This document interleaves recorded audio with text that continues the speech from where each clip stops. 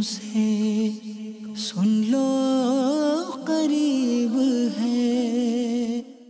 मेरे मीठे प्यारे इस्लामी भाइयों और मदनी चैनल के नाजरीन, अल्हम्दुलिल्लाह अज़्ज़ा व जल आज एक बार फिर हाजिर हैं और आज भी सिलसिला है जिसका नाम है जन्नत की चाबियाँ।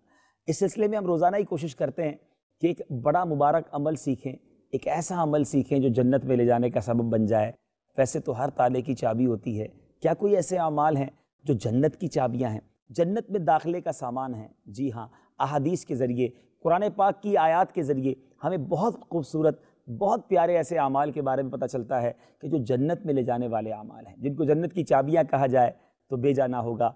मदनी चैनल के नाजरीन, आइए आज हम देखते हैं कि कौन सा ऐसा अमल हमारे पास मौजूद है कि जो जन्नत में ले जाने का सबब बन सकता है। मेरी गुजारिश भी है कि अगर हो सके तो रोज़ाना ही जब ये सिलसिला आए तो अपने साथ कागज़ और कलम रखिए। मुख्तसर सा सिलसिला होता है, किसी एक अमल के बारे में सुनेंगे, आप नोट कर लेंगे, कुछ उसकी फ़ज़ाइल लिख लेंगे, आइंदा उस अमल को करने का जज्बा भी बेदार होगा। आज अमल कौन सा है बिल्कुल बताते हैं, तैयार हो जाइए और आइए मिलकर दुरूद पाक पढ़ लीजिए। सल्लु अलल हबीब सल्लल्लाहु तआला अला मुहम्मद सल्लल्लाहु अलैहि वसल्लम। जी मेरे मीठे प्यारे इस्लामी भाइयों, आज अमल कौन सा है? वैसे तो ये अमल हम रोज़ाना ही करते हैं, मगर क्या सही करते हैं और क्या हमें उसके फ़ज़ाइल बताएं? आज वो अमल है जिसको हमने बयान करना है, वो है वज़ू। जी हाँ, क्या वज़ू भी जन्नत की चाबी बन सकता है? बज़ाहिर तो वज़ू कोई इबादत का काम मालूम नहीं होता, सिर्फ पानी बहाना, चंद आज़ा को धो लेना, ये इबादत तो नहीं है। लेकिन चूँकि वज़ू नमाज अदा करने का वसीला है और इबादत का वसीला भी इबादत होता है, इसलिए वज़ू भी इस लिहाज से इबादत बन गया और ऐसी शानदार इबादत बन गया कि जन्नत दिलाने वाला अमल और बहिश्त यानी जन्नत की सड़कों में से एक सड़क बल्कि शाहरा बन गया। और यूँ भी कहा जा सकता है कि जन्नत की एक चाबी बन गया। हदीस पाक सुनिए, सरकार दो आलम सल्लल्लाहु अलैहि वसल्लम ने फरमाया, हज़रत अबू हुरैरा रज़ियल्लाहु तआला अन्हु इसके रावी हैं और मिशकात शरीफ की हदीस है। मेरे आका ने फरमाया, मैं तुम्हें ऐसे कामों का रास्ता ना बताऊं जिससे अल्लाह ताला तुम्हारे गुनाहों को भी मिटा दे और तुम्हारे दरजात को भी बुलंद फरमा दे। सहाबा इकराम अलैहिम रिदवान ने अर्ज़ किया कि क्यों नहीं, ऐसे अमल की तो बहुत ज़रूरत है।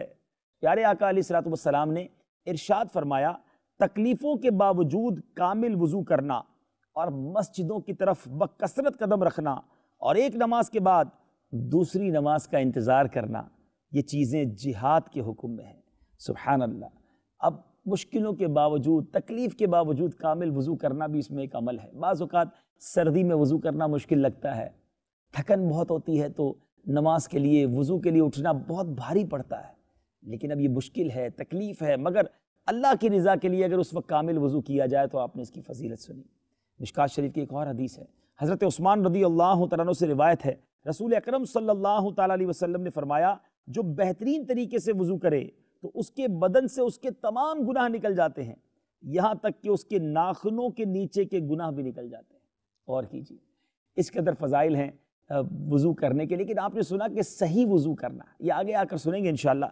और एक और हदीस पाक में, इस हदीस पाक में जो तमाम गुनाहों के बदन से निकल जाने का मतलब जो बयान किया गया वो ये है कि वज़ू करने से गुनाह सगीरा यानी छोटे गुनाह कुल के कुल मुआफ़ हो जाते हैं, और गुनाह कबीरा यानी बड़े बड़े गुनाह अगर हुकूकुल्लाह से उनका ताल्लुक़ है, मसलन नमाज और रोज़ा छोड़ दिया, तो बग़ैर सच्ची तौबा के ये गुनाह मुआफ़ नहीं हो सकते।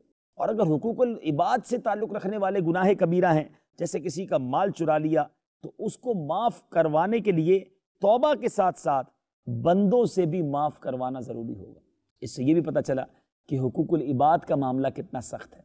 बेशक हुकूकुल्लाह भी नहीं छोड़ने चाहिए, लेकिन हुकूकुल इबाद के मामले में हमें बहुत सेंसिटिव होना चाहिए, बड़ा हसास होना चाहिए कि ऐसा ना हो कि बंदे नाराज़ हो जाएं, तो फिर अल्लाह से तौबा के साथ साथ उन बंदों को भी राज़ी करना होगा। हज़रत उक़बा बिन आमिर रज़ियल्लाहु तआला अन्हु से रिवायत है, रसूल अकरम सल्लल्लाहु तआला अलैहि वसल्लम ने फरमाया कि जो मुसलमान अच्छी तरह वज़ू करे, फिर खड़े होकर 2 रकात नमाज इस तरह पढ़े कि अपने दिल और चेहरे के साथ इन दोनों रकातों पर तवज्जो रखे, तो उसके लिए जन्नत वाजिब हो जाती है। सुभान अल्लाह। एक और हदीस सुनिए, अमीरुल मोमिनीन हज़रत उमर रज़ियल्लाहु तआला अन्हु से रिवायत है, रसूल कामिल सल्लल्लाहु तआला अलैहि वसल्लम ने फरमाया कि तुम में से जो कोई भी खूब कामिल वज़ू करे, फिर इन कलिमात को पढ़े, अशहदु अल्ला इलाहा इल्लल्लाहु व अन्ना मुहम्मदन अब्दुहु व रसूलुहु, तो उसके लिए जन्नत के 8 दरवाजे खुल जाते हैं कि वो जिस दरवाजे से चाहे जन्नत में दाखिल हो जाए। है ना जन्नत की चाबी? वज़ू करें, پھر اس کے بعد کلمہ شہادت پڑھیں تو یہ برکت حاصل کریں۔ حضرت ابو ہریرہ رضی اللہ تعالیٰ عنہ سے روایت ہے، رسول اکرم صلی اللہ تعالیٰ علیہ وسلم نے فرمایا، میری امت قیامت کے دن اس حالت میں بلائی جائے گی کہ ان کی پیشانی روشن اور ہاتھ پاؤں وضو کے اثرات سے چمکتے ہوں گے، تو جو اپنی روشنی کو بڑھا سکتا ہو اس کو چاہیے کہ وہ اپنی روشنی کو بڑھائے۔ وضو کے فضائل سن رہے ہیں، آپ نے دیکھا کہ اعضائے وضو بھی قیامت کے دن چمک رہے ہوں گے، مگر وہ میرے بھائی سوچیں، مدنی چینل کے وہ ناظرین سوچیں جو نماز نہیں پڑھتے، ظاہر نماز نہیں پڑھتے تو پھر وضو بھی نہیں کرتے ہوں گے، کئی بار وضو نہیں کرتے ہوں گے، اور ماشاءاللہ جو نمازی ہیں وہ دن میں کئی بار وضو کرتے ہیں۔ تو غور کیجئے، یہ جو سارے فضائل سن رہے ہیں آپ، یہ بے نمازی کو کیسے حاصل ہوں گے؟ تو آج یہ بھی نیت کرنی ہے۔ اب اگر رمضان میں نماز پڑھ رہے ہیں، اب پورا سال نماز پڑھیں گے، اور یہ وضو کرتے جائیں گے آداب کے ساتھ، طریقے کے ساتھ، تو کتنی برکتیں لوٹتے جائیں گے۔ وضو کے دنیاوی فائدے، وضو کے آخرت کے فائدوں کے علاوہ دنیاوی بہت سارے فائدے ہیں۔ مثلا با وضو رہنے والا مسلمان شیطان کے وسوسوں اور شیطانی حملوں سے محفوظ رہتا ہے۔ وضو بہت سی بیماریوں کا علاج اور تندرستی کا محافظ ہے۔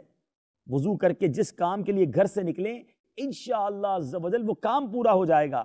اسی لیے اولیاء کرام کا یہ طریقہ رہا کہ وہ ہمیشہ یا اکثر اوقات با وضو رہا کرتے تھے، اور با وضو رہنے کے فضائل سبحان اللہ۔ میرے شیخ طریقت امیر اہل سنت اپنے بڑی پیارے رسالے وضو کا طریقہ، اس میں کیا لکھتے ہیں، سنیے اور ایمان تازہ کیجئے کہ مدینے کے تاجدار صلی اللہ تعالیٰ علیہ وسلم نے فرمایا سیدنا انس رضی اللہ تعالیٰ عنہ سے، بیٹا اگر تم ہمیشہ باوضو رہنے کی استطاعت رکھو تو ایسا ہی کرو، کیونکہ ملک الموت جس بندے کی حالت وضو میں روح قبض کریں گے اس کے لیے شہادت لکھ دی جاتی۔ خلاصہ حدیث میں نے عرض کیا کہ باوضو مرنے والا گویا شہادت کا مرتبہ پاتا ہے۔ ایک اور حدیث پاک میں ہے، باوضو سونے والا روزہ رکھ کر عبادت کرنے والے کی طرح ہے۔